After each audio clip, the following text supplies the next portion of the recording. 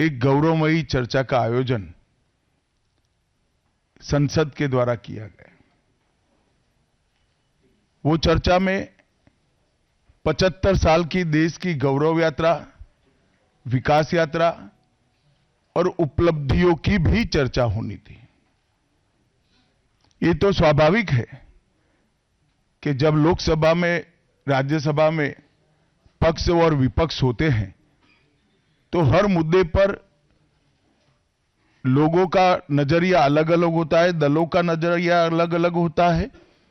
वक्ताओं का नजरिया अलग अलग होता है।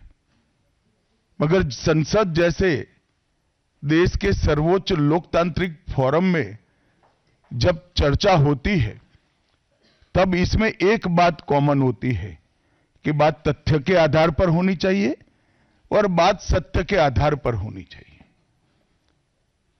कल से कांग्रेस पार्टी ने जिस तरह से तथ्यों को तोड़ मरोड़ कर रखने का प्रयास किया है, ये अत्यंत निंदनीय है और मैं इसकी निंदा करना चाहता हूं। ये क्यों हुआ? क्योंकि भारतीय जनता पार्टी के वक्ताओं ने संविधान पर, संविधान की रचना के मूल्यों पर, और जब जब कांग्रेस या भारतीय जनता पार्टी का शासन रहा तब शासन ने संविधान के मूल्यों का किस तरह से मूल्यांकन किया, संरक्षण किया और संवर्धन किया,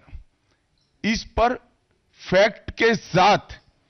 भारतीय जनता पार्टी के वक्ताओं ने अनेक उदाहरणों के साथ जनता के सामने विषय रखे और उसमें वो तय हो गया कि कांग्रेस पार्टी आंबेडकर जी विरोधी पार्टी है, कांग्रेस पार्टी आरक्षण विरोधी पार्टी है, कांग्रेस पार्टी संविधान विरोधी पार्टी है, कांग्रेस पार्टी ने सावरकर जी का भी अपमान किया, कांग्रेस पार्टी ने आपातकाल डालकर संविधान के सारे मूल्यों की धज्जियां उड़ा दी, नारी सम्मान को भी सालों तक दरकिनार किया, न्यायपालिका का हमेशा अपमान किया, सेना के शहीदों का अपमान किया और भारत की भूमि तक को संविधान तोड़कर विदेशी देशों को देने की हिमाकत कांग्रेस पार्टी के शासन में हुई। जब ये पूरा सत्य उजागर हो गया तब कल से कांग्रेस पार्टी ने फिर एक बार अपनी पुरानी पद्धति को आजमाते हुए बातों को तोड़ मरोड़ कर और सत्य को असत्य के कपड़े पहनाकर समाज में भ्रांति फैलाने का एक कुत्सित प्रयास किया है। संसद में जब चर्चा हो रही थी, ये सिद्ध हो गया कि बाबा साहेब आंबेडकर का कांग्रेस ने किस तरह से पुरजोश विरोध किया था। बाबा साहब के न रहने के बाद भी किस प्रकार से कांग्रेस ने बाबा साहब को हाशिए पर ढकेलने का प्रयास किया। जब संविधान सभा अपना काम कर चुकी, चुनाव हुआ 1951-52 में और 54 में, दोनों बार कांग्रेस ने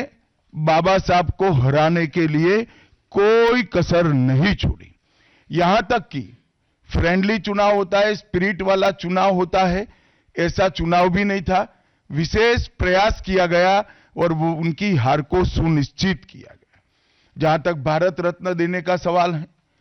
कांग्रेस के नेताओं ने कई बार खुद ही अपने आप को भारत रत्न दिए हैं। 55 में नेहरू जी ने खुद को भारत रत्न दे दिया, 71 में इंदिरा जी ने खुद को भारत रत्न दे दिया और 1990 में